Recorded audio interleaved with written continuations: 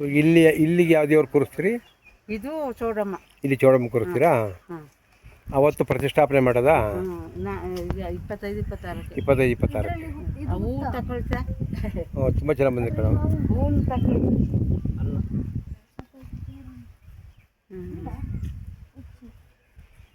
25-26 ಏನು ಕಾರ್ಯಕ್ರಮ ಇದೆ?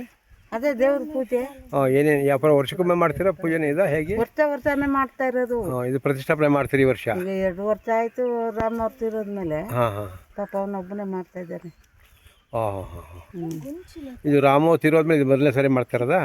ಈಗ ರಾಮ ಅವ್ರ ಇರೋತ್ತಿಗೆ ಇದೊಂದು ಹಿಂಗೆ ಕಟ್ಟಬೇಕಂತ ಇಲ್ಲಿ ಮಗ ನಿಂತಿದ್ದಾನಲ್ಲ, ಇಲ್ಲೊಂದು ಮತ್ತೆ ಇಲ್ಲೊಂದು ಇಲ್ಲ. ಓಕೆ ಅಲ್ಲಿ ಕಟ್ತೀರಿ? ಇಲ್ಲೊಂದು ಅದೊಂದು ಓಕೆ ಒಂದು ಕಟ್ಟಿದ್ದೀವಿ ಈಗ. ಈಗ 25-26 ಪ್ರತಿಷ್ಠಾಪನೆ. ಓಕೆ. ಆಗ ನಿಮ್ಮ ಪದ್ಧತಿ ಪ್ರಕಾರ ಹಿರಿಯರೆಲ್ಲ ಬರ್ತಾರಾ? ಬರ್ತಾರೆ. ಓಕೆ.